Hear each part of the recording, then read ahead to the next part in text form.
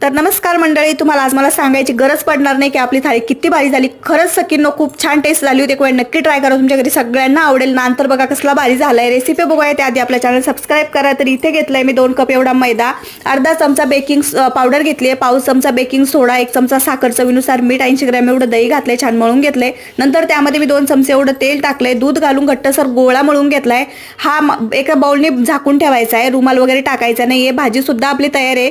उंडा बघू शकता थोड्या वेळाने किती मऊ झालाय. किचन ओटा एकदम क्लीन करून घेतलाय. हातावर हा गोळा जो आहे उंडा एकदम मऊ करून घ्यायचा आहे, सॉफ्ट करून घ्यायचा आहे. ट्रायंगल शेप मध्ये मस्तपैकी आपल्याला नान लाटून घ्यायचा आहे. तुम्ही बघू शकता हॉटेल स्टाईल, एकदम हॉटेलची आठवण यायला नको आपल्याला.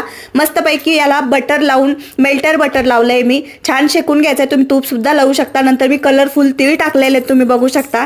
आणि हॉटेलपेक्षा भारी दिसतोय की नाही मंडळींनो. तुम्हाला कलर टेक्स्चर बघून अंदाज आलाच असेल कसला भारी नान झालाय आपला. जेवण खूप छान झालं होतं. लाईक करा आपल्या व्हिडिओला, जेवायला या.